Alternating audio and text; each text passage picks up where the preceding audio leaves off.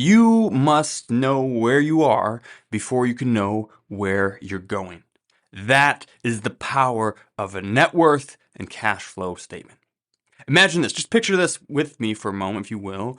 The pilots of a Boeing 747 passenger jet full of people that take off from an airline going towards their destination, and they know it's a 4-hour flight. Now, they take off, everything's good, they get up to altitude, and then they kick their feet up and just wait around for 4 hours. And then eventually, at the 4-hour mark, they check on their location to make sure that they got where they need to go.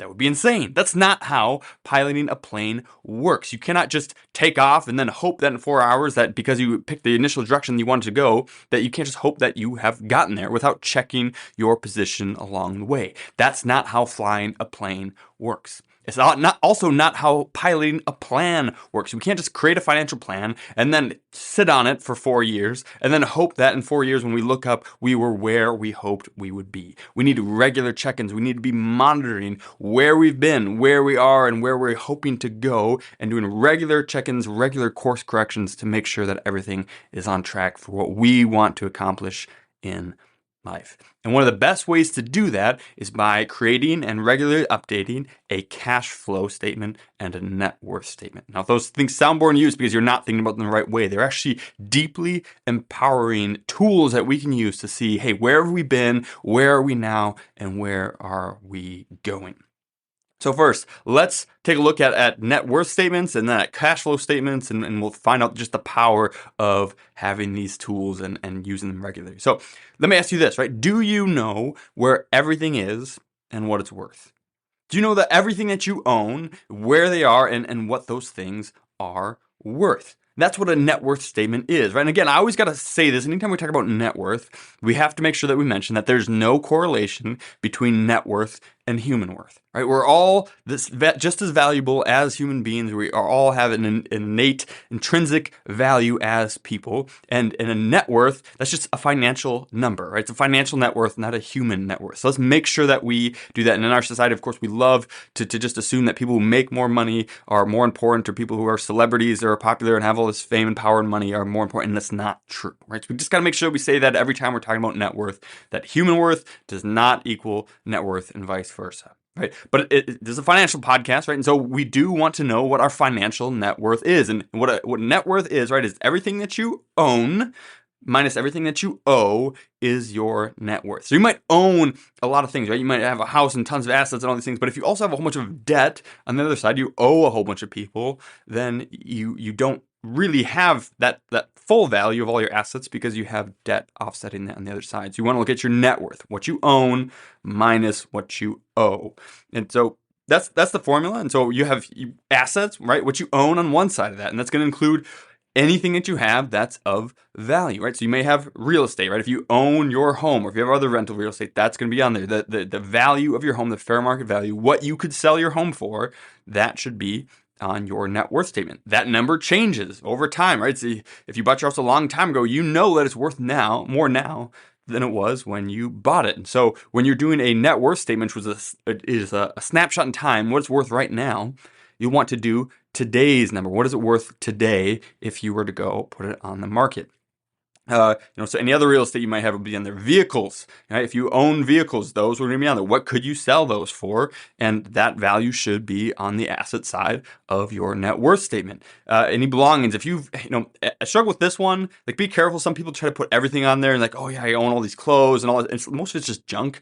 And, a bunch of things that you could sell for $5 or 50 cents doesn't account towards your net worth. But if you've got like real collectibles or some of these other kind of belongings, you may want to consider putting those on your net worth statement. Of course, any cash accounts, any banking, money market accounts, CDs, all those things, those will end up there in the cash category. Investment accounts, if you have a brokerage account or something else where you have other investments that are not retirement accounts, those will be on there. Retirement accounts, obviously, will be on your net worth statement as well. And the last one that a lot of people miss is I like to put the present value of a pension on your net worth statement. For some people, if they are teachers or they're other state workers or work for a company that still has a pension, it can look like they don't have a great net worth because so much of their retirement savings has gone into a pension, which will be a guaranteed income for life, right? And so you want to include the present value of that in your net worth statement. That's going to help quite a bit. So that's usually on the left side of so I guess this would be this side for you, right? Of a net worth statement. And on the left side, then for you, you would have your debts, what you owe. So what you own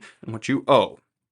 And, if you've used other people's money to purchase things or buy experiences or services in the past, and you haven't paid for those yet, then you still owe people money, and that needs to offset what you own. And so, of course, your mortgage, you're gonna have the full value of your house on one side, and then you put your mortgage on the other side. And of course, it's gonna give you your net equity, how much of the house that you actually own, but you want both of those on there. And I kind of like to, even if you don't have a mortgage anymore, I like to have that line on a net worth statement either way, just to show, like, hey, look, where most people still have a number here for a mortgage, we don't.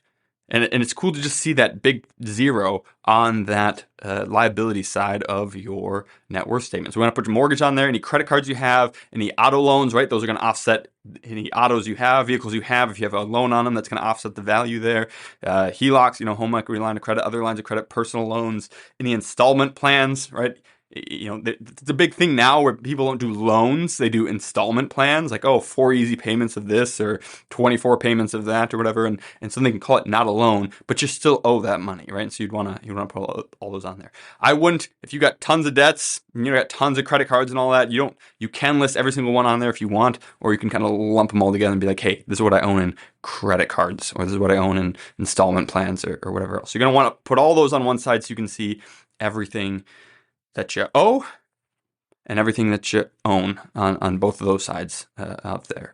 And so how do we use this, right? So that's how you would create one, but how do we use a net worth statement? How can this help us? How can it be this powerful thing that I'm claiming it is? Well, listing all this in one page will then show you at a glance everything you own and everything you owe and see how much is that worth, right? And typically what you do then is you put the net worth, that final number, at the bottom of the page, big and bold. That we can see at a glance, hey, this is what I'm worth as of right now, or as of whenever all these numbers were. And knowing where you are, and that helps you know where you are. Hey, where are we right now? What are we worth right now? And that gives you a couple things. One, it's going to give you some planning opportunities, and two, it's going to give you some total trends that you're going to want to take a look at. So planning opportunities, right? You may find that you see some opportunities for improvement when you finally lay it all out. It's easy to forget everything we have, right? It's easy to take off and then you just start going towards your destination and everything sort of starts falling out of mind and you start opening more and more accounts and you got things here and there. And if you can't see it all in one place, it's easy to forget all these things. But seeing it all in one place will tell you what you need to know. Maybe you don't have as much cash as you thought you have. And when you look at everything else, you think, man, we really need to have more of an emergency fund. We need to have more cash on hand. Or maybe you have too much. Like, man, we got a lot of cash. Maybe we should invest some of this. Maybe we should pay off some debt with some of this. Let's do that. It's easy to get off course when we're not paying attention, but putting it all in one place allows us to see, like, hey, these numbers are good. These numbers are bad. Where do we need to focus our attention in improving this? But I think the true power of a net worth statement is in the total trends, right? And that is that when we update our net worth statement over time at regular intervals, we can see, hey, how is our net worth trending over time, right? This allows you to see not just where you are, but where you have been. And so if you've never created one in the past and you can't do past ones, like start now, and then in the future, you'll be able to look back and see where you have been. So what you can see then is you can hopefully see, right, your assets going up and your debts going down, and that net worth number at the bottom getting bigger and bigger and bigger each year. And, your assets may not go up every year, right? You may have a year like 2022 when your investments are down, when the value of all the best businesses in the world that you own a share of is temporarily in decline. And so, if you had done one at the end of 2021 and then you did another net worth statement at the end of 2022, your net worth probably decreased. Your assets probably decreased during that time. And that doesn't always feel good to see a lower net worth. But here's the power of looking at your total net worth, right? Because even though your investments may have gone down from one year to the next or from one period to the next, you may see still some other improvements, right? You may see that, hey, our investment assets went way down, but our total net worth only went down a little bit because we contributed a whole bunch of money to our retirement accounts at that time. We saved some more. We made improvements to our house that increased the value of our home. We paid down debt, which decreased the debt side and still increased our net worth. And we've seen some too where even though the value of the market's down, their net worth still improved year over year because of all the other great things that they were able to do. And that's in a world, right, when you have no control over the economy, when you have no control over geopolitics, when you have no control over so many of these things, what the Fed does with the interest rates or anything else, what you can control is your cash flow and your behaviors. And so it's deeply empowering when you can say, hey, I had no control over what my investments did, but I could control how much I was saving. I could control how much I contributed to retirement. I could control how much debt I paid down. And I did all these things and it still improved my overall net worth. So that's a powerful thing to be able to see those trends. And when the equity values come back, right, when the value of all those businesses do come back to full value, then it's awesome to see that those big jumps in net worth from one year to another, both because you're doing the things that you need to be doing and because your assets are growing as they should be over time. And of course, you can see your total net worth by looking at everything, not just your assets, right? That's why we love looking at net worth statements overall and not just, investment return statements and spending too much time looking at investment returns. Like, let's look at everything because we can see that total things that are happening there. And then you can see the trends over time as well, right? The total trends. You can see, hey, year over year, our net worth is getting better and better and better. And that's a great way to do it. So your net worth statement then, updated annually, becomes a GPS beacon to see where you are and where you have been over time. And if that's the case, right, if a net worth statement helps us see where we are, how do we see where we are going, or how do we know where we are going? And that's where the cash flow statement comes into plan. So if a net worth statement is a snapshot in time, which it is, maybe it's like the December 31st, 2022, what was our net worth? That's you're taking a snapshot. What was everything worth at that day, on the end of that day?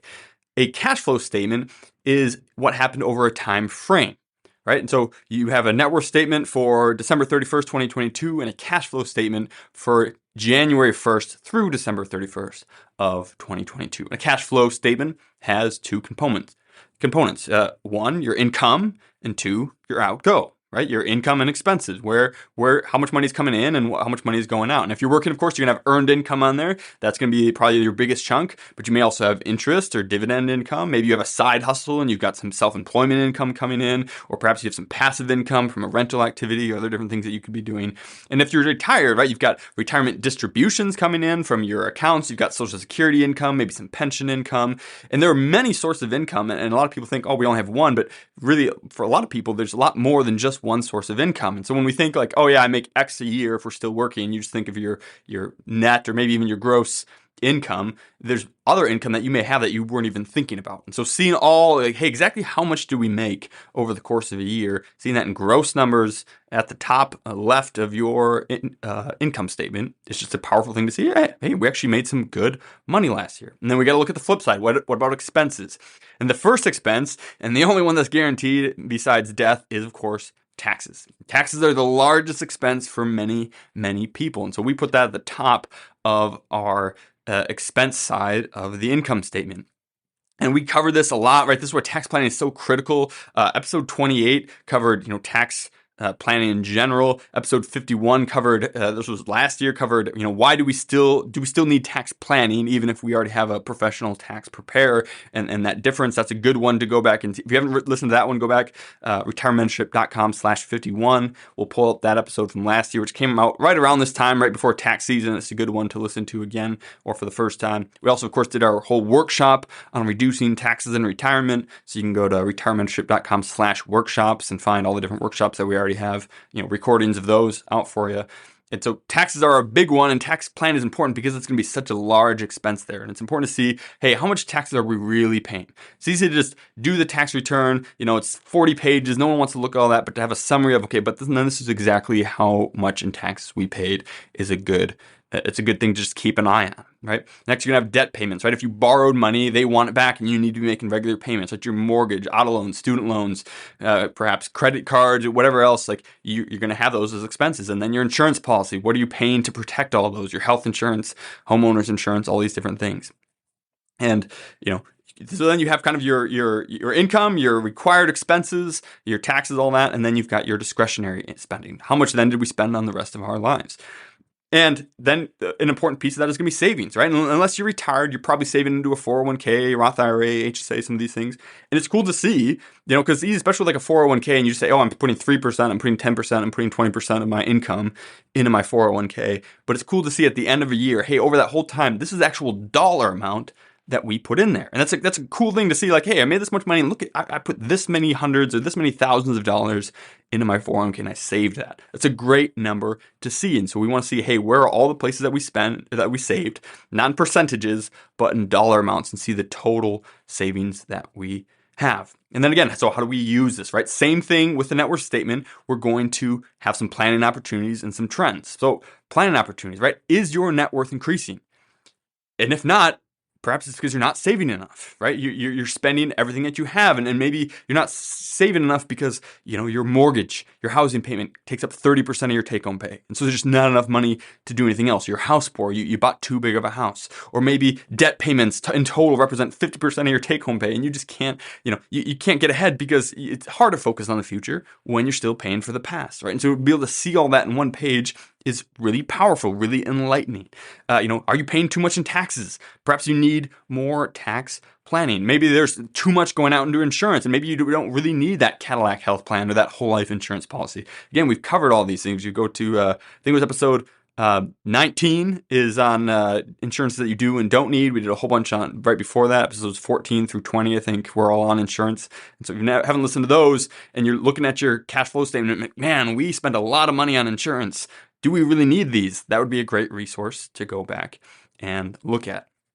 So how much money you made in a year and then how much is going out, like you're going to find planning opportunities in there, things that you need to change, things that you need to focus on, and you just won't know those things. You can't discover those things if you don't know. So now knowledge is power. Knowledge acted upon is true power. And so you need to know these things. In the same way, there can be powerful trends that you find in your cash flow statement. So if you're still working, or I'll divide this between working and retired because your cash flow statement looks different depending on what it is, right? If you're still working, here's the question, right? The trend that you need to ask yourself over time. Is your income increasing faster than inflation? Right? Is your income increasing faster than inflation, or are you just getting cost of living adjustment raises and those kind of things? And if it's not, right? If it is, great, right? If you look back over a few years, you're doing a cash flow statement each year, and you say, "Yep, look at that, my income has been steadily increasing. It's going faster than inflation." That's awesome. That means you're becoming more valuable to society, and you're getting compensated more accordingly. If you're not, right? If your income is increasing slower than inflation or just at inflation, that means one of two things. Either one, you're not growing and you're not becoming more valuable to society. And maybe that's fine. Maybe you want to be like, hey, I don't want to grow anymore. This is exactly what I want. I'm happy with my income. I don't need it to increase faster than inflation. That's fine. But if you do want to grow, if you do want to make more, like that's a good thing to see.